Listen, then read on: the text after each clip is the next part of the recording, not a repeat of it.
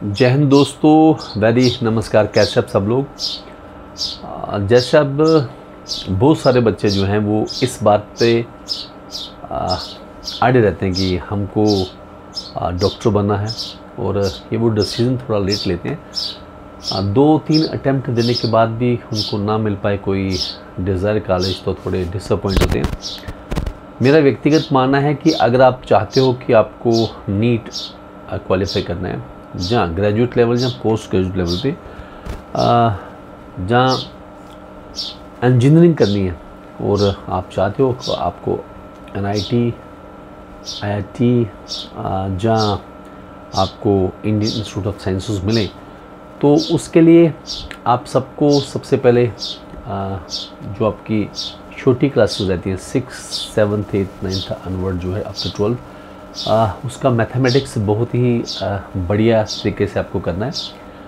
और क्योंकि जब आप 12th तक मैथमेटिक्स को पढ़ लेते हो तो ये आपका बेस लाइन रहता है।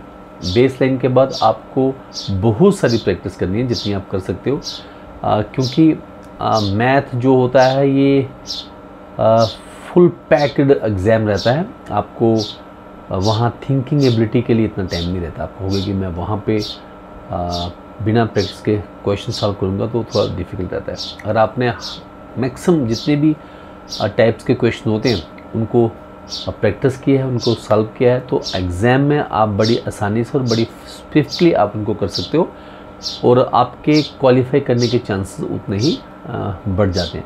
इसलिए आपको छोटी क्लासों से ही आपकी टेंशन मैथमेटिक्स पर रखनी है, और उसके बाद फिज़िक्स पर्टिकुलरली, बिकॉज उसमें स्कोर अगर आप कर गए तो अगर आप मैथमेटिक्स स्ट्रांग है तो आप उसको कर ही जाएंगे। सो मैथमेटिक्स को एक्सपर्ट बनाएं, और उसके बाद कोशिश करें कि जो फिज़िक्स है हम 95% तक एक्यूरेसी के साथ एग्ज़ाम को क्रैक करेंगे, चाहे वो नीट का हो, चाहे वो जी मेन और एडवांस हो, तो कोई भी ताकत आपको रोक नहीं सकती। ये एक ऑर्गेनाइज्ड तरीका है, जिसे कहते हैं कि सिस्टम है, वो आपको सिस्टम को बनाना पड़ेगा। अगर आप ये सिस्टम बना पाते हो तो विश्वास रखिए ये दोनों एग्ज़ाम आपके लिए बने। और जब आपका माइंड शार्प है, ये स्ट्रेस से नहीं कर सकते आपकी मैं माइंड मेरा वीक रहे, बेसिक में स्ट्रांग ना हो, और मैं अपनी जीत से या जील से इसको क्वालिफाई कर जाऊँ, ये तो टेंशन लेने वाली बात ही बन जाएगी। और आप चाहते हो कि इस एग्ज़ाम को मुझे क्वालिफाई करना है, तो you should be very good in fundamental concepts of mathematics and physics. और फिज़िक्स के तभी आप क्लियर कर पाओगे अगर आपका मैथमेटिक्स बहुत बढ़िया है। तो आप करें इसके लिए एफर्ट।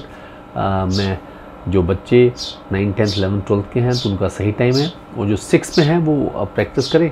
और अगर 9th 10th में भी हैं तो आपको लगता है कि आपको एक रिकैप करना है तो 6 अनवर्ड आप कर सकते हो।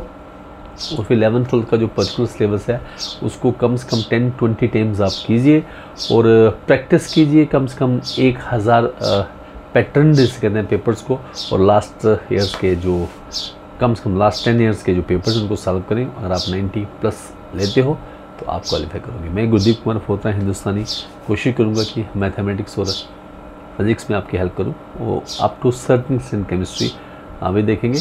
तो अगर आप चाहते हो कि मेरे इस एंडेवर में जुड़ना है, आपको हेल्प आउट करना है, तो फिज़िक्स पे गुरदीप हिंदुस्तानी चैनल को सब्सक्राइब करें, प्रेस करें बेल आइकन को, तो मिल के एक्सप्लोर करते हैं इस यूनिवर्स को। फेसबुक में गुरदीप हिंदुस्तानी और इंस्टाग्राम पे गुरदीप कुमार फोत्रा।